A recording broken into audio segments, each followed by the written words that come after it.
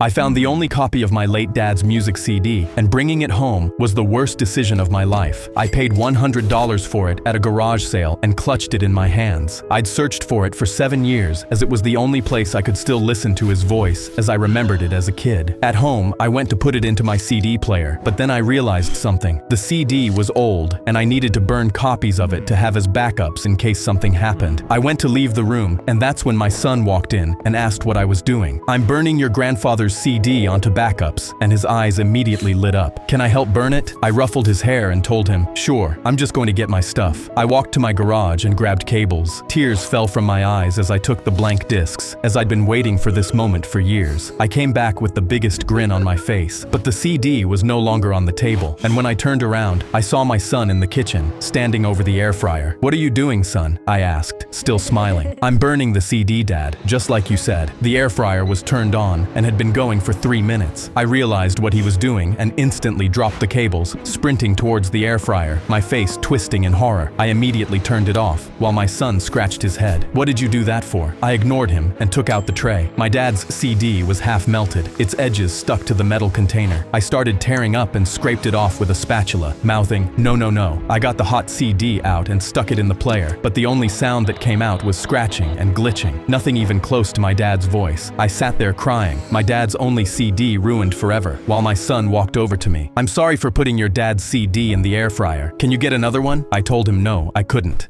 I found the only copy of my late dad's music CD.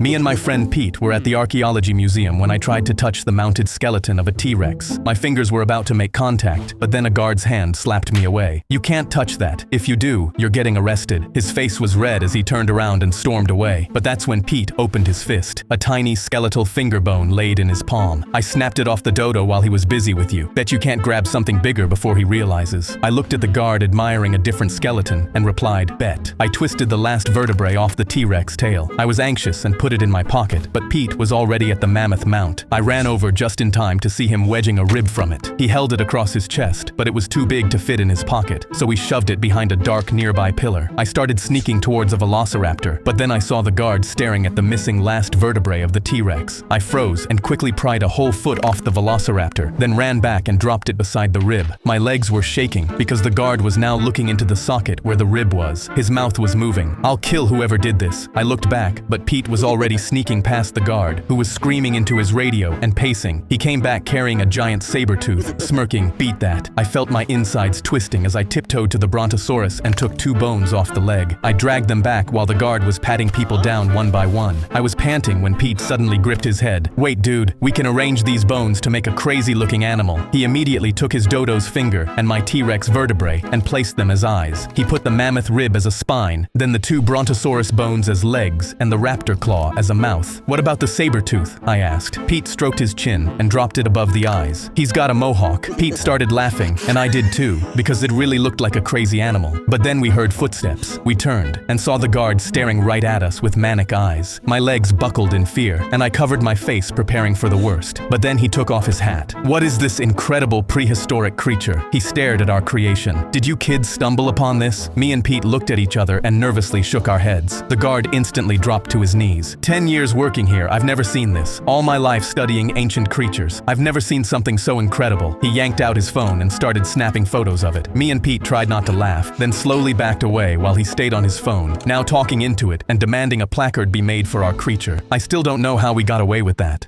Me and my friend Pete were at the archaeology museum when I tried to touch the mounted skeleton of a T-Rex. Yo, check this out.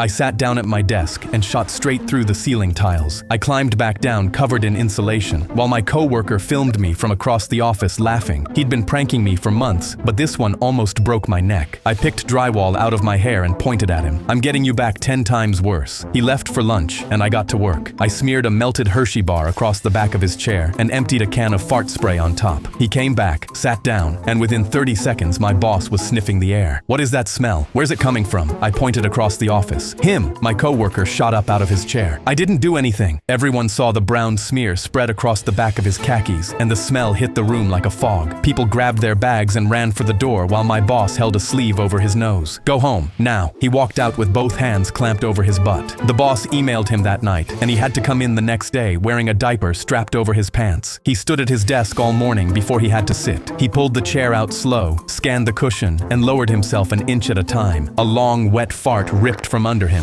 He froze, yanked out a whoopee cushion, and burst out laughing. "Real mature, dude." He flung it across the office and dropped into his seat. The airbag exploded so hard he punched straight through the same ceiling through yesterday. I pointed my phone at the ceiling. "Now we're even." I sat down at my desk and shot straight through the Our 350-pound friend Tony stormed in front of our row at the movie theater and waved his empty popcorn bucket. "One of you stole popcorn from me, and I'm not sitting down until that person apologizes and buys me a refill." We all looked at each other confused, because none of us had touched it. "So where did a full bucket of popcorn go?" He made us empty our pockets, and when nothing came out, he forced us to hold up our hands. He held them directly under his nose and inhaled so hard, his nostrils flared. "Okay, so none of you smell like butter popcorn." He ran to the front with sweat already dripping down his forehead and faced the whole theater. "But nobody's innocent until I find the criminal." A couple hurried out, and Tony paced the aisle interrogating strangers, while I slid down my seat trying to disappear. His eyes landed on a little kid hugging a full bucket of popcorn. He instantly started climbing over the seats, ready to grab it like a lion grabbing its prey. "I deserve this!" I lunged for his hoodie, and a single kernel dropped out of his hood onto my armrest. I felt a light bulb ding over my head as I realized what was going on. "Tony, put your bucket down. Put your hands behind your back, neck up, and stretch." And the second he stretched, popcorn poured out of him, out of his hood, out of his collar, out of all of his fat folds, until a pile of popcorn surrounded his shoes. We all gasped, because nobody had touched his popcorn. The only person who'd stolen from him was his own fat rolls. Tony scooped the pile back into his bucket and sat back down. Case closed. Our 350-pound friend Tony stormed in front of our row at the movie theater and waved his empty popcorn bucket. "One of you stole popcorn from me, and I'm not sitting down until that person apologizes and buys me a refill." We all looked at each other confused.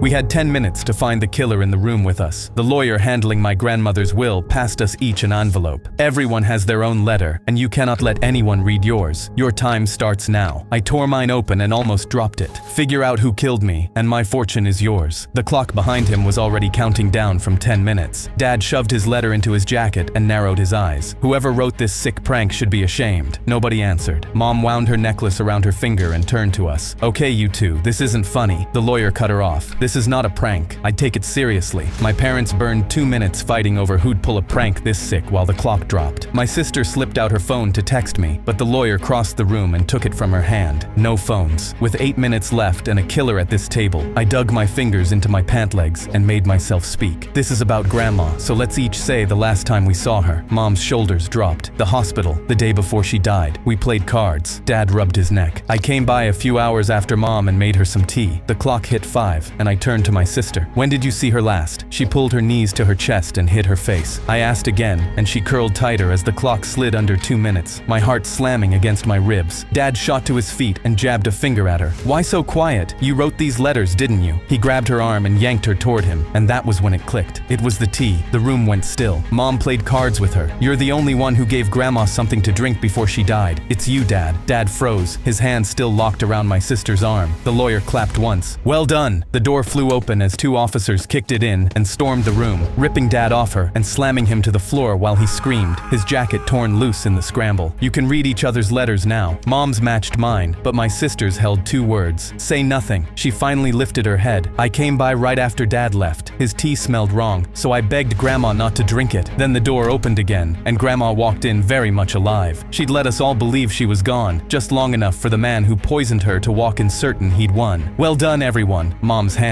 clamped onto my arm. Grandma lifted Dad's letter from the jacket on the floor and turned it so we could read what she'd written him. You get nothing. I know what you did. The clock behind her hit 0 and rang. We had 10 minutes to find the killer in the room with us. The lawyer handling my grandmother's will passed us each an envelope. Everyone has their own letter, and you cannot let anyone read yours. Your time starts now. I tore mine open and almost dropped it. Figure out who killed me, and my fortune is yours. The clock behind him was already counting down from 10 minutes. Dad shoved his letter into his jacket and narrowed his eyes. Whoever wrote this sick prank should be ashamed. Nobody answered. Mom wound her necklace around her finger and turned to us. Okay, you two, this isn't funny. The lawyer cut her off. This is not a prank. I'd take it seriously. My parents burned 2 minutes fighting over who'd pull a prank this sick while the clock dropped. My sister slipped out her phone to text me, but the lawyer crossed the room and took it from her hand. No phones. With 8 minutes left and a killer at this table, I dug my fingers into my pant legs and made myself speak. This is about Grandma, so let's each say the last time we saw her. Mom's shoulders dropped. The hospital, the day before she died. We played cards. Dad rubbed his neck. I came by a few hours after Mom and made her some tea. The clock hit 5, and I turned to my sister. When did you see her last? She pulled her knees to her chest and hid her face. I asked again, and she curled tighter as the clock slid under 2 minutes, my heart slamming against my ribs. Dad shot to his feet and jabbed a finger at her. Why so quiet? You wrote these letters, didn't you? He grabbed her arm and yanked her toward him, and that was when it clicked. It was the tea. The room went still. Mom played cards with her. You're the only one who gave Grandma something to drink before she died. It's you, Dad. Dad froze, his hand still locked around my sister's arm. The lawyer clapped once. Well done. The door flew open as 2 officers kicked it in and stormed the room, ripping Dad off her and slamming him to the floor while he screamed, his jacket torn loose in the scramble. You can read each other's letters now. Mom's matched mine, but my sister's held 2 words. Say nothing. She finally lifted her head. I came by right after Dad left. His tea smelled wrong, so I begged Grandma not to drink it. Then the door opened again, and Grandma walked in very much alive. She'd let us all believe she was gone, just long enough for the man who poisoned her to walk in certain he'd won. Well done, everyone. Mom's hand clamped onto my arm. Grandma lifted Dad's letter from the jacket on the floor and turned it so we could read what she'd written him. You get nothing. I know what you did. The clock behind her hit 0 and rang.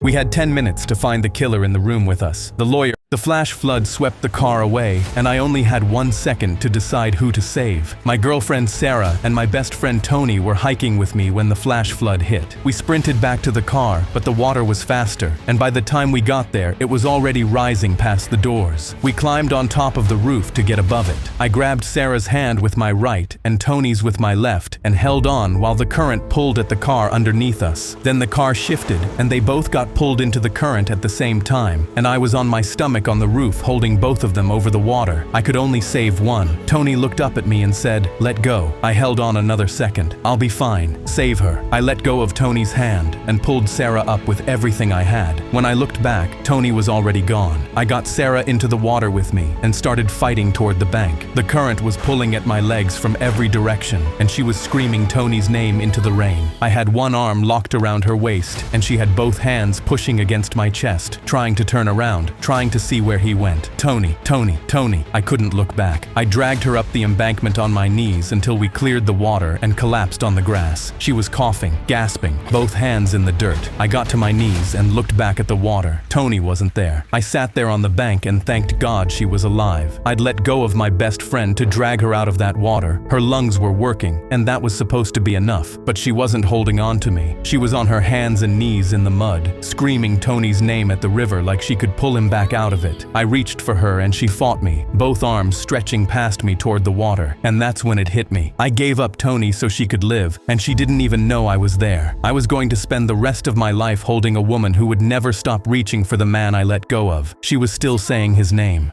The flash flood swept the car away, and my girlfriend tried to kill all three of us on the highway over a joke I made about her driving. I'd been making fun of her driving all morning. At the gas station, I'd told her my side chick parks better than that, and laughed. She didn't laugh, but I didn't think much of it. My best friend Dave was in the back seat the whole time laughing while recording on his phone. Then on the ramp, I looked back at Dave and joked, "Buckle up, bro," like she was about to crash. That's when she lost it. She pulled her foot off the gas and turned to look at me. "You think that's funny? You think I'm a joke?" I told her I was playing, but she didn't care. "You think I'm a bad driver? Watch me drive bad." She floored it. The car shot forward and I grabbed the door handle. "Pull over. I'm serious. Pull over." She cut across 2 lanes without looking and I grabbed the dash. She looked at me for too long and the car started drifting toward the barrier. I reached for the wheel and she shoved my hand off. "I'm gonna kill all 3 of us." Dave was in the back seat with his eyes closed, mouthing a prayer. His phone was glowing on the seat next to him where he'd dropped it. She was doing 100. "Y'all think I'm playing? Think I'm a joke?" I kept my voice low, trying to calm her down. "Please, just slow down." She jerked the car aggressively. "Y'all want to see a joke? Watch this." She hit 110 on a straight stretch, and everything in the car rattled. I felt my life flash before my eyes and looked at her pleading with everything I had, but her knuckles were white on the wheel and her eyes weren't blinking. She wasn't there anymore. Then the lights hit us from everywhere at once. 4 patrol cars came in from every angle before she could react. One hit the rear quarter panel and the car spun across the shoulder and into the grass. My head hit the window. Officers were at every door with their lights in our faces before the engine stopped. "Hands up, hands where we can see them." They pulled her door open and dragged her out onto the grass. She was still screaming when they got the cuffs on her. Dave stepped out with his hands up and put his phone in his pocket. I texted them our location and plate number when she first hit 90. I looked at him and he just shrugged. "I wasn't about to die in this car, bro."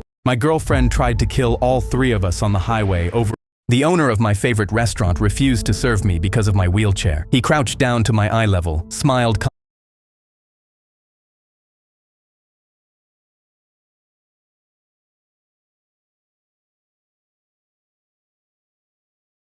condescendingly, and told me this wasn't the place for people like me. My heart sank because I'd been coming to Marino's every Friday for 8 years.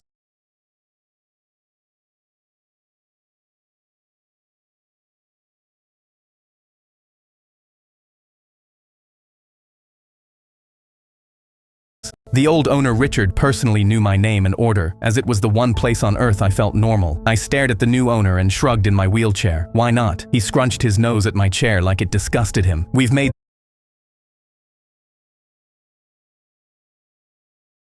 some appearance-based changes. I'm sure you understand." I shook my head and pointed at the booth I'd sat every Friday for years. Richard never had a problem with me here. Then Richard liked running a circus. He crossed his arms. "I'm not having freaks in my dining room." I felt my face go red as flashbacks of kids bullying my wheelchair in school hit me so hard, I gripped my wheelchair to steady myself. That's when the owner slapped my hands away from my own chair. "Since you refuse to leave, I'll help you." He grabbed the handles of my wheelchair and started rolling me towards the exit. My face burned, and I grabbed for the wheels to stop him, but he pushed harder. I felt myself lose balance and dropped from my chair. My face hit the floor hard as I knocked over a glass of water, and I heard the wheelchair screech behind me. The whole restaurant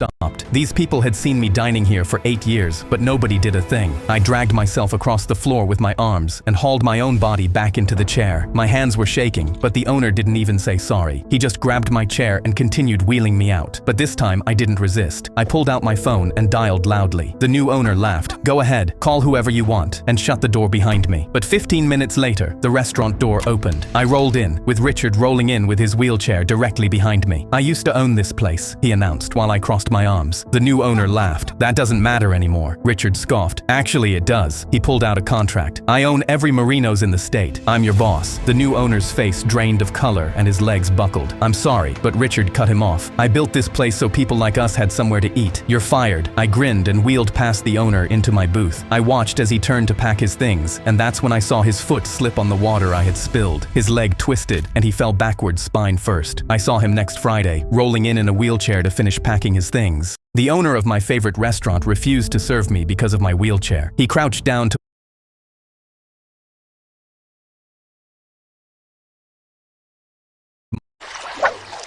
My dad pointed at his brand new lawnmower and demanded, "Mow the whole lawn before I get back, and whatever you do, do not crash it into anything." Then he drove off, but I'm only 12 and had no idea how to mow a lawn. The second his car was gone, I yanked the cord and the mower roared. But before I could figure out the controls, it lurched forward uncontrollably and dragged me straight across the yard. I screamed and pulled back as hard as I could, but it wouldn't stop, so I let go, and it tore through our neighbor's fence, straight into his backyard, and it finally stalled out. My balls dropped. If my dad or the neighbor saw what I did, I'd be dead before my first kiss. I ran through the hole in the fence and grabbed the mower, but the second I touched it, my hand knocked the throttle and it lurched forward. "Oh crap," I whispered, as the uncontrolled beast dragged me across the neighbor's yard. I hauled back on the handle to turn it, but I yanked too hard and it whipped sideways, plowing through another fence panel. I looked behind me and half the fence was gone. My heart slammed. I threw all my weight backward to drag it to a stop, but it just kept pulling me along. So I gripped the handle with both hands and wrenched it, and it swerved back toward my own lawn. It kept going in circles frantically, and I dug in with everything I had, barely steering it away from hitting the side of my house. I pulled every lever I could find, but nothing worked to turn it off. Just then, my dad stepped out of his car, and before I could scream a warning, the mower plowed right into him and knocked him down. He scrambled up, red-faced, grabbed the mower, and flicked one switch. It turned off instantly. I froze, panting, as he took in the giant hole in our neighbor's fence and the wreckage of both yards. He yelled, "You crashed into everything. Our neighbor's going to sue us." Then the neighbor burst out of his house, throwing his hands in the air, and my stomach dropped. But our neighbor was grinning. "You finally took down that ugly fence. I've been begging my wife to let me take it down for years." I felt relieved, but my dad's jaw was still clenched like he was about to explode, so I braced myself. But then he looked around at the lawn.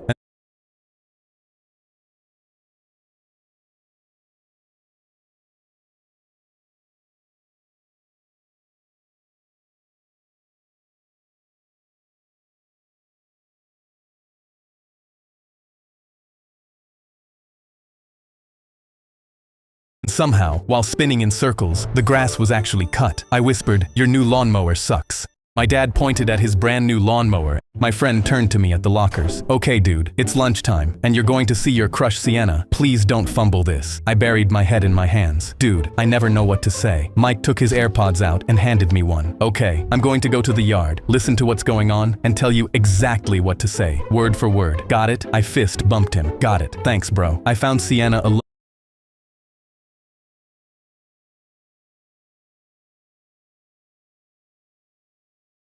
Did you know? My friend turned to me at the lockers. "Okay, dude, it's lunchtime, and you're going to see your crush Sienna. Please don't fumble this." I buried my head in my hands. "Dude, I never know what to say." Mike took his AirPods out and handed me one. "Okay, I'm going to go to the yard, listen to what's going on, and tell you exactly what to say, word for word. Got it?" I fist bumped him. "Got it. Thanks, bro." I found Sienna alone at a lunch table and sat down beside her, pretending not to feel nervous. Mike's voice crackled in my ear. "Tell her that you really like her nails because they match her purse." I said it word for word, and Sienna's mouth cracked into a smile. I didn't know guys actually noticed stuff like that. Mike cackled like he was an evil genius. "Perfect. Now look her in the eyes, crack her a half smile, and ask her what she's doing this weekend." I did, and she twirled her hair nervously. "Why, did you want to do something together?" I opened my mouth to speak, but Mike wasn't saying anything. For 5 seconds we were completely silent, and sweat started dripping down my forehead because I could feel myself starting to fumble the bag. Suddenly, Mike started screaming, "What is that? Ew! Get off of me!" I was so used to copying what he said that I instantly repeated the words. "What is that? Get off of me!" I said calmly. I kept repeating what Mike was saying. "I am not scared of you. I will end your whole family." For a few seconds it was completely silent. Then Mike broke the silence. "Sorry bro, I just got attacked by a wasp." That's when I tore the AirPod out and stared at her in disbelief, realizing what I just said. Sienna doubled over, laughing so hard tears were streaming down her face. I buried my head in my hands. "I'm sorry, I have no riz." I showed her the AirPod. "My boy's been telling me everything to say, and I think he just got attacked by a wasp." Sienna wiped her eyes. I loved it. She grabbed my phone off the table. "Saturday, pick me up and leave the AirPod at home." She winked. "Don't fumble this." My friend turned to me at the lock. Did you know? My friend turned to Did you know? I opened my door and found my boy on the porch in head-to-toe pink running gear. "Care to join me?" He was stretching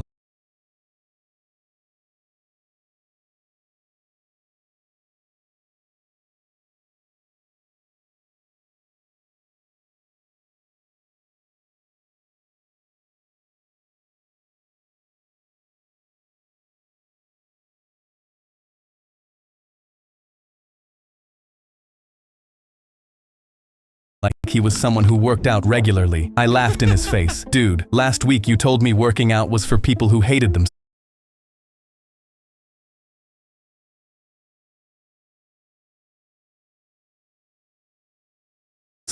What changed?" But then I saw the woman's hair tie on his wrist, and I knew it was all for a girl. He was stretching when he said, "You should pull up to my marathon in 2 weeks." I wiped my eyes. "Bruh, ain't no way you survived 26 miles. You've been running for like a day." He straightened up slowly, still gasping for air. "Aight, pull up then, we'll see." 2 weeks later, I pulled up with a sign that said, "Love is worth it," and looked out into the crowd to see if Gizmo was actually going through with this. I found him in the middle of them, still in pink, standing next to the blonde girl, and I needed to see if this running riz would actually work for him. But when I walked over, he was already bent over, gasping for air. "Gizmo, you good? You haven't even started yet." He held up his index finger, too winded to answer. The gun went off, the crowd surged, and he shuffled to the very back of the pack in his little pink shorts. By mile 13, he staggered past, clutching his side, face gone gray, and I actually thought that was it for him. But he spotted my sign, threw me a shaking thumbs up, and kept shuffling. Almost 9 hours later, he was the last one standing, and he collapsed right before the finish line. He was too tired to get up and had to shimmy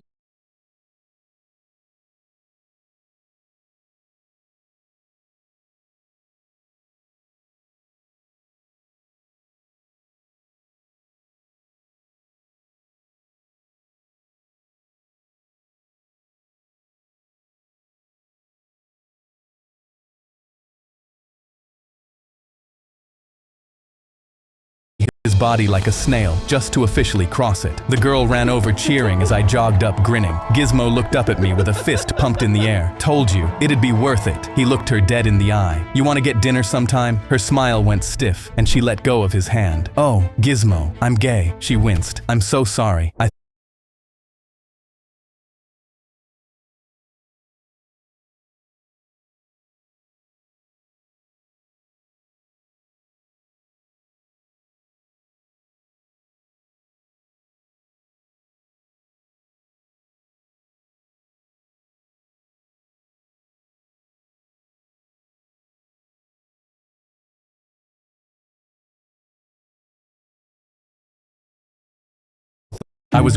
I opened my door and found my boy on the porch in head-to-toe pink running gear. "Care to join?" Almost 9 hours later, he was the last one standing, and he collapsed right before the finish line. He was too tired to get up and had to shimmy his body like a snail just to officially cross it. The girl ran over cheering as I jogged up grinning. Gizmo looked up at me with a fist pumped in the air. "Told you, it'd be worth it." He looked her dead in the eye. "You want to get dinner sometime?" Her smile went stiff, and she let go of his hand. "Oh, Gizmo, I'm gay." She winced. "I'm so sorry. I thought you knew." My laugh died in my throat. Gizmo knelt there in his soaked pink shirt, metal swinging from his neck, staring at the finish line. I'd sworn he'd never survive it, and I was right, just not about the marathon. I opened my door and found my boy on the porch in head-to-toe pink running. I was grabbing a lollipop from the bowl on the bank counter when a man burst through the doors with a gun.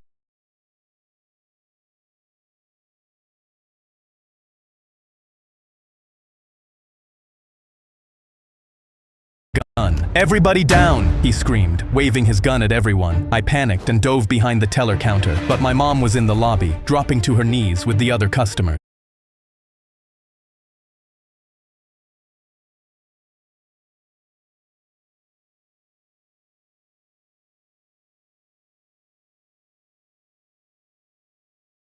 She called my name, searching for me, but he yelled, "Everyone shut the hell up and let me get my money. Nobody leaves until I do." I pressed myself against the counter, my heart slamming because my mom is all I have, and I had to do something before he hurt her. Police sirens wailed in the distance, and the robber's head snapped toward the window. "Crap, let's do this quick," he screamed. He shoved his gun at the teller, who was only 10 feet away from me. The teller threw his hands up, then fumbled the drawer open and stuffed cash into the bag, crying. I stayed frozen behind the counter, my whole body shaking, watching my mom out in the lobby shaking. Then I saw it, a red lockdown button on the wall, the kind that seals the whole bank and could stop him. But when I reached for it, I saw the keypad beside it. It needed a code, and I didn't know it. I was so close to saving her, and I still couldn't do anything. Then the sirens grew louder, and the robber panicked. My mom kept screaming my name, so he stormed over and yanked her up by the arm. "Shut up, you're coming with me." He pressed the gun to her head and dragged her toward the doors. And I knew if he walked out that door with her, I'd never see her again. The robber was one step from the doors, my mom locked against his chest, her feet dragging. I was guessing codes frantically, but they all were wrong. Then the teller beside me, hands still up, whispered, 4729. My fingers shook as I punched it in, one number at a time, while the robber's hand hit the doorknob. The second he pushed it open, the lockdown slammed every door shut, trapping him inside. He spun around, wild-eyed, searching for who did it, but he never once looked behind the counter. The police swarmed in and tackled him as my mom broke free. I ran to her, the lollipop still in my hand, and buried myself in her arms. I was grabbing a lollipop from the bowl on the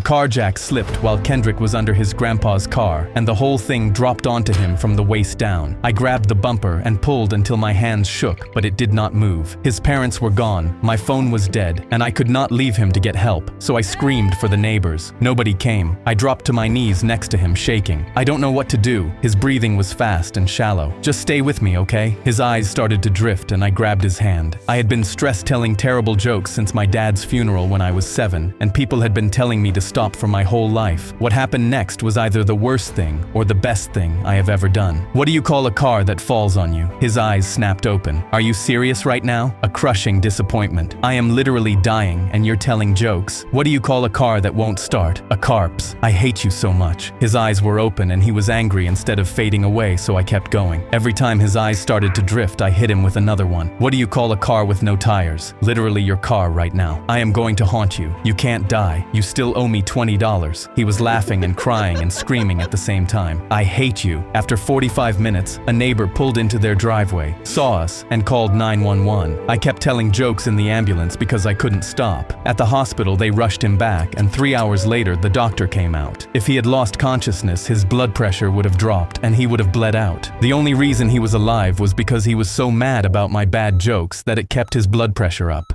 The car jack slipped while Kendrick was under his grandpa's car, and the whole thing dropped onto him. I was on a field trip with my class in the wilderness when I tripped on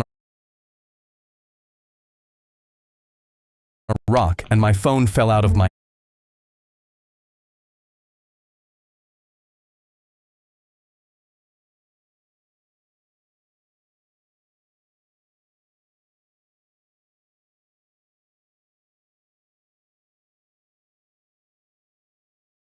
hand. I watched it tumble down the steep slope until it landed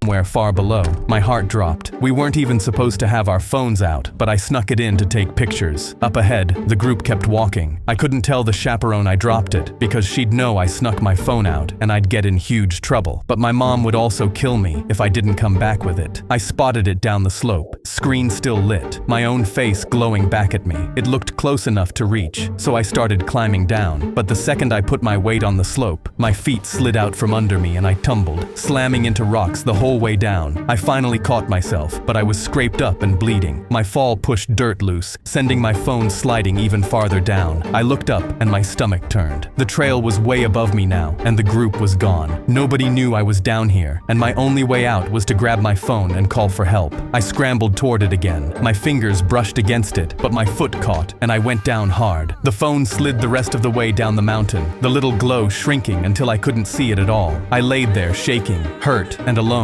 and this might have just cost me my life. I don't know how long I sat down there, freezing, but then I heard someone scream, "I think I see him!" I jumped up and saw a chaperone climbing up the slope toward me. I started sobbing as she pulled me up and wrapped me in her jacket. When we finally got back to I asked, "How did you know I was down here?" She reached into her pocket and pulled out my phone, the screen still lit with my face. "This slid all the way down to the trail. We saw your picture on it and realized you weren't with the group." She handed it back to me. The phone I almost died trying to save was the only reason they found me at all. "Also, we told your mom what happened. She says she's going to kill you. I was on a field trip with my class in the wilderness.